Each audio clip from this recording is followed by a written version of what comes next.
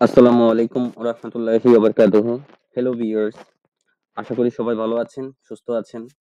আলহামদুলিল্লাহ, আল্লাহর অশেষ রহমতে আমিও ভালো আছি, সুস্থ আছি। আজকে আমি আপনাদের সামনে আরেকটি নতুন বিষয় নিয়ে হাজির হয়েছি। আজকে আমরা স্টাডি করব দৈনন্দিন বিজ্ঞান বিষয়টার পদার্থের অবস্থা ও তাদের পরিবর্তন। এই বিষয়টা নিয়ে আমরা আজকে স্টাডি করব। তো এখানে একটা নোটিস করা হয়েছে, সেটা হচ্ছে আমরা যে স্লাইড গুলো দেখতে পাচ্ছি বা যে পিডিএফ ফাইলটা দেখতে পাচ্ছি, এখানে যে বিষয়গুলো হাইলাইট করা আছে, যেগুলো বোল্ড ফর্মে করা আছে, এই বিষয়গুলো হচ্ছে বিগত 10 বছরে বিভিন্ন পরীক্ষায় বিসিএস থেকে শুরু করে চাকরির বিভিন্ন পরীক্ষায় এসেছিল। তো চেষ্টা করবেন সবাই বিষয়গুলো এভাবে আত্মস্থ করে রাখার জন্য, তাহলে আশা করি আপনাদের জন্য সহজ হবে। তো আমরা আমাদের বিষয়টুকুর মধ্যে চলে যাই, সেটা হচ্ছে সর্বপ্রথম আমাদের দেখতে হবে যে পদার্থ বলতে আমরা কি বুঝি। তো পদার্থ হচ্ছে মূলত যার ভর আছে, যা স্থান দখল করে তাকে বলা হয়। আর শক্তিটা হচ্ছে যার ভর নেই কিন্তু তারা স্থান দখল করতে পারে না।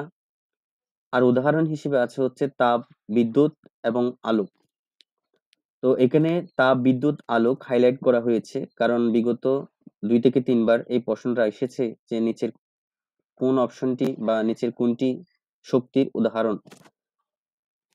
এরপরে আমরা আসি পদার্থের অবস্থাসমূহের কয়টা ভাগে আমরা ভাগ করতে পারি বা কয়টা ভাগে ব্যাখ্যা করতে পারি। তো পদার্থকে মূলত পক্ষে ৩ টা ভাবে ব্যাখ্যা করা যায়। কঠিন পদার্থ, তরল পদার্থ, আর একটা হচ্ছে গ্যাসীয় পদার্থ। তো কঠিন পদার্থের কিছু বৈশিষ্ট্য আছে। আমরা বৈশিষ্ট্যগুলি দেখি। কঠিন পদার্থের বৈশিষ্ট্যটা হচ্ছে নির্দিষ্ট আয়তন ও নির্দিষ্ট আকার এবং নির্দিষ্ট দৃঢ়তা আছে কঠিন পদার্থের। এবং কঠিন পদার্থের অণুসমূহ পরস্পরের অতি সন্নিকটে অবস্থান করে থাকে। আর কঠিন পদার্থের উদাহরণগুলোর মধ্যে হচ্ছে বালু, পাথর, লবণ ইত্যাদি। এখানে লবণটাকে হাইলাইট করা হয়েছে কারণ এই প্রশ্নটা এসেছিল যে নিচের কোনটি কঠিন পদার্থ। এখানে লবণ অপশনটা ছিল, বাকিগুলো ছিল না, বা বাকি যেগুলো ছিল এগুলো তরল পদার্থ এবং গ্যাসীয় পদার্থের উদাহরণ ছিল। এখন আসি আমরা তরল পদার্থের বৈশিষ্ট্য। তরল পদার্থের বৈশিষ্ট্যগুলোর মধ্যে হচ্ছে নির্দিষ্ট আয়তন আছে কিন্তু নির্দিষ্ট আকার নেই, অর্থাৎ তরল পদার্থকে আমরা যখন যে পাত্রে রাখবো সেই পাত্রের আকার ধারণ করতে পারে। ২ নাম্বারটা হচ্ছে অণুসমূহ পরস্পর সন্নিকটে থাকে, তবে তাদের মধ্যকার আকর্ষণ কঠিন পদার্থের মতো ততটা প্রবল হয় না। উদাহরণ হচ্ছে পানি, পেট্রোল, কেরোসিন, ভোজ্য তেল ইত্যাদি। এরপরে আসি আমরা গ্যাসীয় পদার্থ। গ্যাসীয় পদার্থের কিছু বৈশিষ্ট্য আছে। প্রথম বৈশিষ্ট্যটা হচ্ছে নির্দিষ্ট আয়তন ও নির্দিষ্ট আকার নেই। দ্বিতীয় বৈশিষ্ট্যটা হচ্ছে অণুসমূহের দূরত্ব অনেক বেশি। তৃতীয় উদাহরণ যেমন হচ্ছে নাইট্রোজেন, অক্সিজেন, মিথেন ইত্যাদি। তো একটা জিনিস খেয়াল করেন, এখানে যে পদার্থের ৩ টা অবস্থার কথা বলা হয়েছে, কঠিন, তরল এবং গ্যাসীয় পদার্থ। তো এখানে মূল একটা পয়েন্ট হচ্ছে প্রথমটা, যে নির্দিষ্ট আয়তন ও নির্দিষ্ট আকার এবং নির্দিষ্ট দৃঢ়তা থাকা। দ্বিতীয় পয়েন্টটা হচ্ছে অণুসমূহ পরস্পরের অতি সন্নিকটে অবস্থান করে। এই পয়েন্টটা, তো ২ নম্বর পয়েন্টটা হচ্ছে খুবই ইম্পর্টেন্ট। আমরা স্বাভাবিকভাবে দেখি, যদি আমরা বরফের কথা চিন্তা করি, তো বরফের ক্ষেত্রে বরফ যে কণাগুলো রয়েছে বা বরফ যেভাবে গঠিত হয় আমরা জানি হচ্ছে পানি কণাসমূহ যখন জমাট বেঁধে যায় তখন সেটা বরফের রূপ নেয়। আর বরফে যখন রূপ নেয় তখন একটা আরেকটার সাথে কণাগুলো একটা আরেকটার সাথে খুব শক্তভাবে, অর্থাৎ অণুসমূহের মধ্যবর্তী দূরত্বটা খুব কম থাকার কারণে মূলত পক্ষে তারা এরকম শক্ত একটা স্ট্রাকচার গঠন করতে পারে। আর ওই কথাটাকে বলা হয় মূলত পক্ষে অণুসমূহ পরস্পরের অতি সন্নিকটে থাকে। এখন আসি তরল। যখন অণুসমূহ একটু একটু করে একটা থেকে আরেকটা দূরে চলে যেতে থাকে বা তারা একটু সেপারেট হওয়া শুরু করে, তখন মূলত পক্ষে যে অবস্থাটা হয় সেটাই হচ্ছে তরল পদার্থ। এরপরে গ্যাসীয় পদার্থ যেটা আছে, যেখানে বলা হচ্ছে অণুসমূহের দূরত্ব অনেক বেশি, অর্থাৎ বরফ গঠন করার জন্য যে পানি কণাগুলো ছিল ওই পানি কণাগুলো একটা আরেকটা থেকে অনেক দূরে দূরে যখন অবস্থান করে তখন গ্যাসীয় অবস্থায় সেটা কনভার্ট হয়, আমরা যেটাকে জলীয় বাষ্প বলে থাকি। তো এটাই হচ্ছে পদার্থের ৩ টা অবস্থার সংক্ষিপ্ত আকারে ব্যাখ্যা। এখন দেখেন নিচে একটা পয়েন্ট লিখা আছে যে তাপ পদার্থের ৩ অবস্থায় রূপান্তরের প্রধান কারণ। তাহলে যেকোনো পদার্থকে পরিণত করার জন্য বা পরিবর্তন করার জন্য মূলত পক্ষে যে দায়ী তার নামই হচ্ছে তাপ। তাপ দিলে মূলত পক্ষে যেকোনো পদার্থ গলতে শুরু করে, আবার কোনো পদার্থ বাষ্পে পরিণত হতে শুরু করে। তো তাপটাই হচ্ছে মূল বিষয়। এরপরে একটা উদাহরণ দেওয়া আছে, দেখেন হাইলাইট করে। পানি প্রকৃতিতে ৩টি অবস্থায় পাওয়া যায়। তো পানিটাকে হাইলাইট করা হয়েছে, এটাই একমাত্র স্পেসিফিক একটা পদার্থ বা একটা অংশ যে পানি, এই পানিটাই মূলত কঠিন, তরল এবং গ্যাসীয় এই ৩টা অবস্থায় বিরাজ করতে পারে। এরপরে আসি আমরা পদার্থের যে ৩টা অবস্থার কথা বললাম, কঠিন অবস্থা, গ্যাসীয় অবস্থা, আরেকটা হচ্ছে তরল অবস্থা। তো এটার রূপান্তর করার জন্য মূলত পক্ষে যে বিষয়টা দায়ী সেটা হচ্ছে গলনাঙ্ক, স্ফুটনাঙ্ক এবং ঊর্ধ্বপাতন।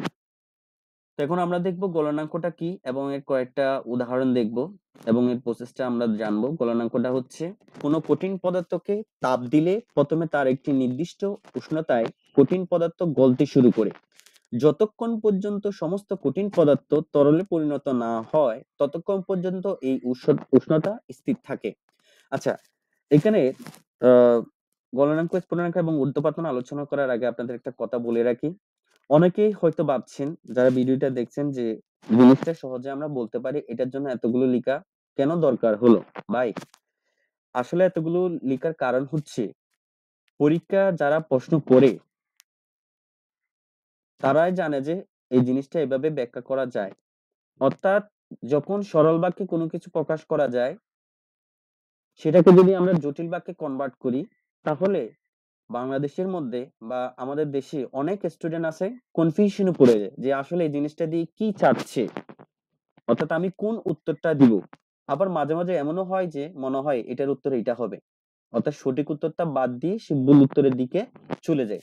তো এই বিষয়টা মাথায় রেখে মূলত পক্ষে এই গলনাঙ্ক, স্ফুটনাঙ্ক এবং ঊর্ধ্বপাতন এই বিষয়টুকুকে এভাবে ব্যাখ্যা করা হয়েছে।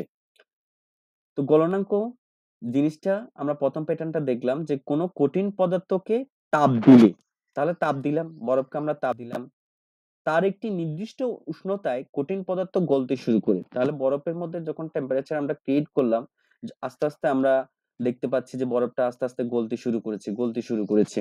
কিন্তু এক ধাক্কায় সেটা গলে যায় না, আস্তে আস্তে গলা শুরু করে। তাহলে যখন থেকে সে গলা শুরু করলো, অর্থাৎ বরফটা পানিতে পরিণত হওয়া শুরু করলো, তার মানে আমাদের গলনাঙ্কের স্টেপটা শুরু হয়েছে। এরপর বলা হচ্ছে যে যতক্ষণ পর্যন্ত সমস্ত কঠিন পদার্থ, এটাই হচ্ছে ইম্পর্টেন্ট একটা পয়েন্ট, যে যতক্ষণ পর্যন্ত সমস্ত কঠিন পদার্থ তরলে পরিণত না হয়, অর্থাৎ যে বরফটা আমরা টেম্পারেচার হিট করছি অথবা যে বরফটার মধ্যে আমরা তাপ প্রয়োগ করছি, এই বরফটা পরিপূর্ণভাবে যতক্ষণ পর্যন্ত গলবে না, ঠিক আছে, ততক্ষণ পর্যন্ত এই উষ্ণতা স্থির থাকবে। ওইটাই হচ্ছে মূলত পক্ষে গলনাঙ্ক। দ্বিতীয় পয়েন্ট হচ্ছে গলনাঙ্ক এর মাধ্যমে কঠিন পদার্থের বিশুদ্ধতা পরীক্ষা, অর্থাৎ কঠিন পদার্থ এটা কি বিশুদ্ধ কঠিন পদার্থ নাকি অবিশুদ্ধ এই জিনিসটা পরীক্ষা করা যায়। এখানে বলা হচ্ছে প্রত্যেক বিশুদ্ধ কঠিন পদার্থের একটি নির্দিষ্ট গলনাঙ্ক থাকে। তাহলে মাঝে মাঝে বিসিএস ভাইবা বোর্ডও জিজ্ঞেস করে, তারপর হচ্ছে বিভিন্ন পরীক্ষায়ও আসে, আবার প্রিলিতেও মাঝে মাঝে এই সহজ বিষয়টাকে একটু কমপ্লেক্স করে স্টুডেন্টরা কমপ্লেক্স করে ফেলতেছে কিনা এটা দেখার জন্য প্রশ্ন করে থাকে। সেটা হচ্ছে গলনাঙ্ক বলতে কি বুঝো? কোনো কঠিন বিশুদ্ধ পদার্থ কিভাবে আমরা বুঝবো যে এটা আসলে পদার্থটা বিশুদ্ধ নাকি অবিশুদ্ধ? তো সেটার উপর তোমার যুক্তি উপস্থাপন করো। তখন এইভাবে আমরা ব্যাখ্যা করতে পারি যে গলনাঙ্ক এর মাধ্যমে কঠিন পদার্থের বিশুদ্ধতা নির্ণয় করা যায়। কারণ প্রত্যেক বিশুদ্ধ কঠিন পদার্থে একটি নির্দিষ্ট গলনাঙ্ক থাকে। যদি দেখা যায় যে যে নির্দিষ্ট গলনাঙ্কটা রয়েছে সায়েন্টিস্টরা যেটা ফিক্সড করেছে, ওই গলনাঙ্ক বা ওই টেম্পারেচারটা মধ্যে না রেখে সেটা এর আগে অথবা পরে বরফটা অথবা কঠিন পদার্থটা গলতে শুরু করেছে, তাহলে আমাদের বুঝতে হবে যে ওই কঠিন পদার্থ আসলে বিশুদ্ধ কঠিন পদার্থ না। এখন আসি আমরা স্ফুটনাঙ্ক জিনিসটা কি এটা দেখব। তাপ দিলে তরল পদার্থের উষ্ণতা বাড়তে শুরু করে যতক্ষণ না পর্যন্ত সম্পূর্ণ বাষ্পে পরিণত হয়। তাহলে আমরা গলনাঙ্ক থেকে বরফটাকে আমরা তরলে পরিণত করলাম, এখন তরল আসলো, যে তরলটা একটা টেম্পারেচার আছে, যে টেম্পারেচারে তরল পদার্থটা আস্তে আস্তে বুদবুদ বুদবুদ বুদবুদ আকারে এটা বাষ্পে পরিণত হওয়া শুরু করবে। তাহলে আমরা একটা জিনিস খেয়াল করি, সাপোজ ধরলাম আমরা 1 ডেক্সি পানি নিলাম। এই পানিটাকে আমরা চুলার মধ্যে সিদ্ধ করতে দিলাম। তাহলে সিদ্ধ করতে দেওয়ার পরে আমরা যদি এটাকে দেখতে যাই যে পানিটার আসলে কোন ধরনের পরিবর্তন হচ্ছে, তাহলে ১ম স্টেপ দেখেন। পানিটা ১ম এ ডেক্সিটা ভালোমতো গরম হলো। এরপর হচ্ছে পানিগুলো আস্তে, আস্তে হিট হয়। অর্থাৎ পানিগুলোতে ছোট, ছোট বুদবুদ দেখা যায়। কারণ হচ্ছে পানি যে কণাগুলো দ্বারা গঠিত হয়, অর্থাৎ আমরা হাইড্রোজেন এবং অক্সিজেন পাই, এই জিনিসগুলো অর্থাৎ পার্টিকেলস গুলো মূলত পক্ষে হিট হওয়া শুরু করে। তখনই পানির ভিতরে অর্থাৎ আমরা যে ডেক্সিটার মধ্যে পানি রেখে হিট করছি, ওই পানিগুলোর মধ্যে ছোট, ছোট বুদবুদ সৃষ্টি হচ্ছে আমরা সেটা দেখতে পাই। এরপরে নির্দিষ্ট একটা টেম্পারেচার আছে, যে টেম্পারেচারটার মধ্যে যখন উঠে যাবে, অর্থাৎ হিটটা যখন ওই টেম্পারেচারে পৌঁছবে, তখনই আস্তে, আস্তে এই পানিগুলো বাষ্পে পরিণত হওয়া শুরু করে। তো পানির জন্য এখানে একটা পয়েন্ট এখানে মার্ক করা হয়েছে। যে পয়েন্ট গুলো মার্ক করা হয়েছে সেগুলো খুব ইম্পোর্টেন্ট একটা পয়েন্ট। দেখেন যে স্বাভাবিক বায়ুমণ্ডলীয় চাপ, এখানে কিন্তু ভুল করা চলবে না। অনেকে এটার মধ্যে কনফিউশন এ পড়ে যায় যে স্বাভাবিক বায়ুমণ্ডলীয় চাপটা আসলে কি? স্বাভাবিক বায়ুমণ্ডলীয় চাপ না দিলে ১০০ ডিগ্রি সেন্টিগ্রেড তাপমাত্রায় পানি ফুটতে শুরু করে। আরে ভাই, যদি আপনাকে আ আইসল্যান্ডে পাঠানো হয় বা একটা যেখানে বরফ পড়ে, ঠিক আছে? তো ঐরকম একটা কান্ট্রিতে পাঠানো হয়। তারপর এখানে যদি আপনি ১০০ ডিগ্রি সেন্টিগ্রেড টেম্পারেচার তুললে তারপর পানিটাকে বাষ্পে পরিণত বাষ্পে পরিণত করা শুরু করতে চান, তাহলে হয়তোবা একটু ডেভিয়েশন হইতে পারে। তো বুঝতে হবে যে স্বাভাবিক বায়ুমণ্ডলীয় চাপ জিনিসটা কি? এরপরে হচ্ছে পানির স্ফুটনাঙ্ক ও ১০০ ডিগ্রি সেলসিয়াস, অর্থাৎ পানির স্ফুটনাঙ্কটা হচ্ছে ১০০ ডিগ্রি সেন্টিগ্রেড। এখন কথা হচ্ছে আমাদের দেশের মধ্যে টেম্পারেচার ১০০ ডিগ্রিতে উঠতে একটু কম সময় নেয়। আবার যেগুলো ওই যে আইসল্যান্ডের কথা বললাম, ওইরকম দেশের মধ্যে ১০০ ডিগ্রি সেন্টিগ্রেড টেম্পারেচার তুলতে একটু কষ্ট হয় বা সময় একটু বেশি যায়। মূলত পক্ষে ওটাই হচ্ছে বায়ুমণ্ডলীয় চাপ। এখন আসি আমরা, নিচে একটা পয়েন্ট দেওয়া আছে দেখেন হাইলাইট করে, পানি যখন ফুটতে থাকে তখন তার উষ্ণতা কোনো পরিবর্তন হয় না। ওই যে ১ম এ বললাম পানিটা আস্তে, আস্তে শুরু হয় যে বুদবুদ করা শুরু করে। তো ওই পয়েন্টটার কথাই বলা হচ্ছে এখানে যে পানি যখন ফুটতে থাকে তখন তার উষ্ণতা কোনো পরিবর্তন হয় না। এরপরে আসি আমরা, ঊর্ধ্বপাতন জিনিসটা কি? ঊর্ধ্বপাতন জিনিসটা হচ্ছে কঠিন পদার্থকে উত্তপ্ত করলে তা তরলে রূপান্তরিত না হয়েই সরাসরি বাষ্পে পরিণত হয়। আমরা আগের পয়েন্টগুলোতে গলনাঙ্ক এবং স্ফুটনাঙ্কের মধ্যে একটা হিন্টস পেয়েছি, সেটা হচ্ছে কঠিন পদার্থকে তাপ দিলে সেটা তরলে পরিণত হওয়া শুরু করে, তরলকে তাপ দেওয়া হলে সেটা বাষ্পে পরিণত হওয়া শুরু করে। কিন্তু ঊর্ধ্বপাতিত পদার্থ যেগুলো আছে সেগুলো হচ্ছে এমন ধরনের পদার্থ যেগুলোকে আপনি হিট করার সাথে, সাথে ডিরেক্টলি তারা কঠিন থেকে তরলে পরিণত না হয়ে বাষ্পে পরিণত হবে। যেমন এখানে দেওয়া আছে দেখেন বাতাস, গন্ধক, আয়োডিন, ন্যাফথালিন, নিশাদল, অ্যামোনিয়াম ক্লোরাইড ও carbon die oxide, arsenic, benzoic acid ইত্যাদি। তো এখানে উদাহরণগুলোকে হাইলাইট করা হয়েছে এবং ডেফিনিশনটা বা সংজ্ঞাটাকে হাইলাইট করা হয়েছে এই কারণে, যে কারণ অনেক রিটেন পরীক্ষায় এগুলো আসে। যেমন আমি নিজে অনেক কলেজে পরীক্ষা দিয়েছি।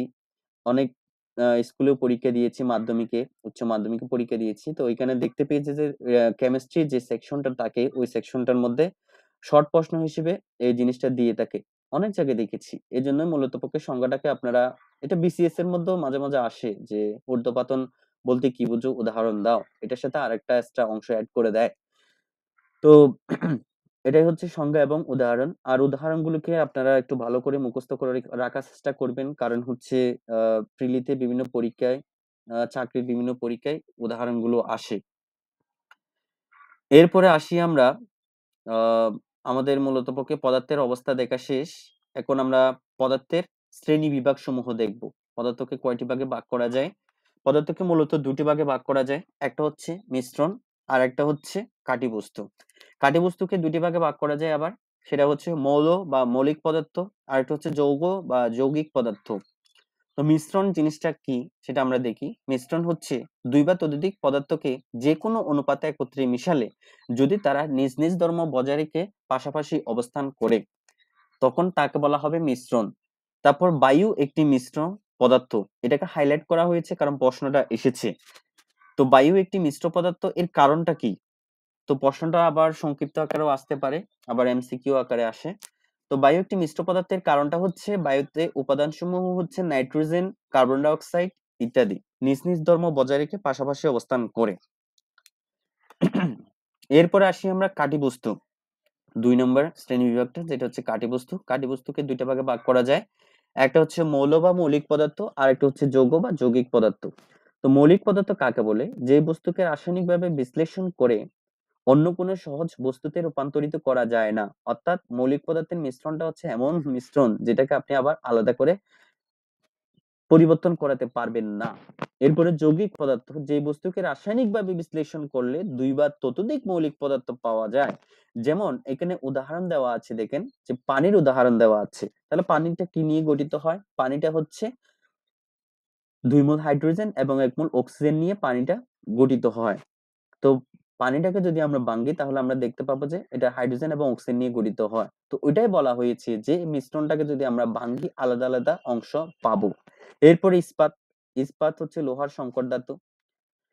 তো এখানে যৌগ বা যৌগিক পদার্থের যে পয়েন্ট উদাহরণগুলো হাইলাইট করা হয়েছে, এগুলো বিগত 10 বছরের বিভিন্ন পরীক্ষার প্রশ্নের মধ্যে এসেছে।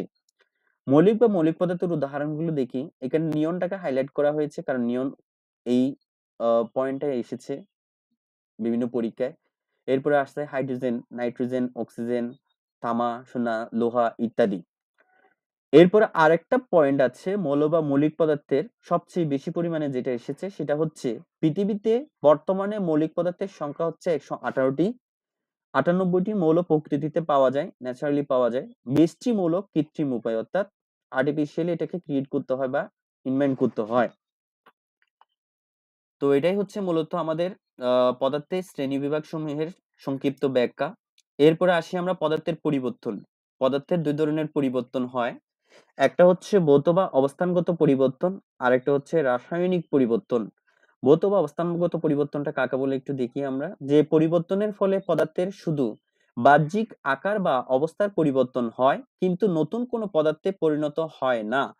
তাহলে আবার একটু খেয়াল করি যে পদার্থের শুধু বাহ্যিক আকার বা অবস্থার পরিবর্তন হবে।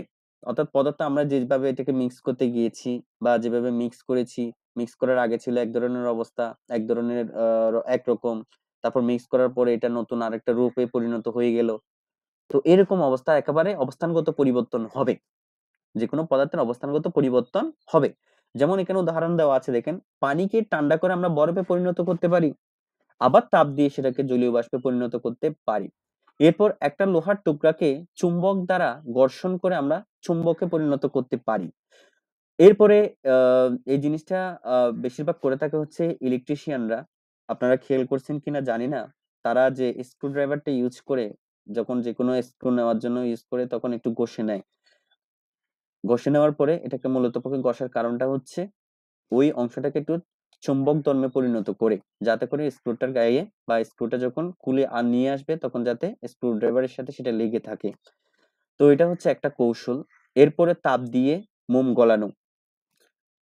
তো এখানে ভৌত বা অবস্থানগত পরিবর্তনের যে উদাহরণগুলো হাইলাইট করা হয়েছে, এগুলো বিগত 10 বছরের বিভিন্ন পরীক্ষায় এসেছে।